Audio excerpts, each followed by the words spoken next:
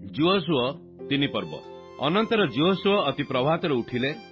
ପୁଣି ସେ ଇସ୍ରାଏଲ ସମସ୍ତ ସନ୍ତାନ ସିଟିମ୍ରୁ ଯାତ୍ରା କରି ଜର୍ଦ୍ଦନରେ ଉପସ୍ଥିତ ହେଲେ। ମାତ୍ର ସେମାନେ ପାର ହେବା ପୂର୍ବେ ସେଠାରେ ବସା କଲେ। ତ 3 ଦିନ ଉତ୍ତାରେ ଅଧ୍ୟକ୍ଷମାନେ ଛାଉଣି ମଧ୍ୟ ଦେଇ ଗଲେ।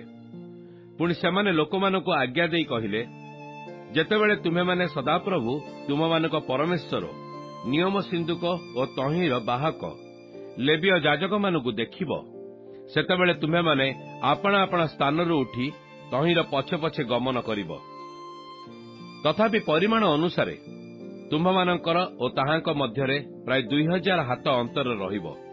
ତୁମେମାନେ ଆପଣାମାନଙ୍କର ଗମନର ପଥ ଜାଣିବା ନିମନ୍ତେ ତାହା ନିକଟକୁ ଆସିବ ନାହିଁ, କାରଣ ଏଥିପୂର୍ବେ ତୁମେମାନେ ଏହି ପଥ ପାର ହୋଇ ଯାଇନାହଁ। ଏ ଉତ୍ତାରେ ଯୀହୋଶୁଅ ଲୋକମାନଙ୍କୁ କହିଲେ, ତୁମେମାନେ ଆପଣା ଆପଣାକୁ ପବିତ୍ର କର, କାରଣ କାଲି ସଦାପ୍ରଭୁ ତୁମମାନଙ୍କ ମଧ୍ୟରେ ଆଶ୍ଚର୍ଯ୍ୟକ୍ରିୟା କରିବେ। ପୁଣି ଯୀହୋଶୁଅ ଯାଜକମାନଙ୍କୁ କହିଲେ, ନିୟମ ସିନ୍ଦୁକ ଘେନି ଲୋକମାନଙ୍କ ଆଗେ ଆଗେ ଗମନ କର।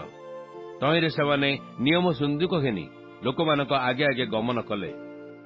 ଏଥିରେ ସଦାପ୍ରଭୁ ଯୀହୋଶୁଅଙ୍କୁ କହିଲେ, ଆମ୍ଭେ ଆଜି ଦିନ ସମୁଦାୟ ଇସ୍ରାଏଲଙ୍କ ସାକ୍ଷାତରେ ତୁମ୍ଭକୁ ସମ୍ରାଟ କରିବାକୁ ଆରମ୍ଭ କରିବା। ତହିଁରେ ଆମ୍ଭେ ଯେପରି ମୋଶା ସଙ୍ଗରେ ଥିଲୁ, ସେହିପରି ତୁମ ସଙ୍ଗରେ ହେବା, ଏହା ସେମାନେ ଜ୍ଞାତ ହେବେ। ଏ ନିମନ୍ତେ ତୁମେ ନିୟମ ସିନ୍ଦୁକ ବାହକ ଯାଜକମାନଙ୍କୁ ଆଜ୍ଞା ଦେଇ କୁହ, ତୁମେମାନେ ଜର୍ଦ୍ଦନ ଜଳଧାରରେ ଉପସ୍ଥିତ ହେଲେ ସେଠାରେ ଜର୍ଦ୍ଦନ ତୀରରେ ଠିଆ ହୋଇ ରହିବ। ତହିଁରେ ଯୀହୋଶୁଅ ଇସ୍ରାଏଲ ସନ୍ତାନଗଣଙ୍କୁ କହିଲେ, ତୁମେମାନେ ଏ ସ୍ଥାନକୁ ଆସି ସଦାପ୍ରଭୁ ତୁମମାନଙ୍କ ପରମେଶ୍ୱରଙ୍କ ବାକ୍ୟ ଶୁଣ। ଯୀହୋଶୁଅ ଆହୁରି କହିଲେ, ଜୀବତ୍ ପରମେଶ୍ୱର ଯେ ତୁମମାନଙ୍କ ମଧ୍ୟରେ ଅଛନ୍ତି, ପୁଣି କିଣାନୀୟ ଓ ହିତୀୟ ଓ ହିଦୀୟ ଓ ପିରିସୀୟ ଓ ଗିର୍ସାସୀୟ ଓ ଇମୋରୀୟ ଓ ଜିବୁସୀୟ ଲୋକମାନଙ୍କୁ ତୁମମାନଙ୍କ ସମ୍ମୁଖରୁ ନିତ୍ୟାନ୍ତ ତଡ଼ିଦେବେ, ତାହା ତୁମେମାନେ ଏହାଦ୍ୱାରା ଜାଣିପାରିବ। ଦେଖ, ସମଗ୍ର ଜଗତର ପ୍ରଭୁଙ୍କର ନିୟମ ସିନ୍ଦୁକ ତୁମମାନଙ୍କ ସମ୍ମୁଖରେ ଜର୍ଦ୍ଦନକୁ ଯାଉଅଛି। ଏ ନିମନ୍ତେ ତୁମେମାନେ ଇସ୍ରାଏଲ ଏକ ବଂଶରୁ ଏକ ଜଣ, ଏ ରୂପେ 12 ବଂଶରୁ 12 ଜଣ ଗ୍ରହଣ କର।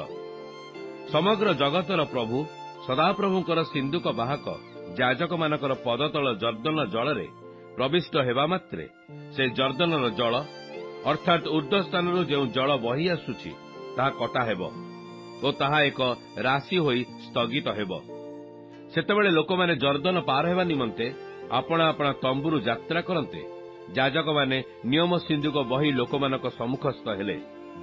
ଆଉ ଯଦ୍ୟପି ଶସ୍ୟଛେଦନର ସମସ୍ତ କାଳ ଜର୍ଦ୍ଦନର ସବୁ ତୀର ଉପରକୁ ବଢ଼ି ଉଠେ, ତଥାପି ସିନ୍ଦୁକ ବାହକମାନେ ଯେତେବେଳେ ଜର୍ଦ୍ଦନ ସମୀପରେ ଉପସ୍ଥିତ ହେଲେ, ସେତେବେଳେ ଜଳଧାରାରେ ସିନ୍ଦୁକ ବାହକ ଯାଜକମାନଙ୍କ ପାଦ ଜଳରେ ଡୁବିବା ମାତ୍ର ଉର୍ଦ୍ଧ୍ୱରୁ ଆଗତ ସମସ୍ତ ଜଳ ସ୍ଥଗିତ ହୋଇ ସର୍ତ୍ତନ ନିକଟବର୍ତ୍ତୀ ଆଦମ ନଗରଠାରୁ ଅତି ଦୂରରେ ଏକ ରାଶି ହୋଇ ଉଠିଲା।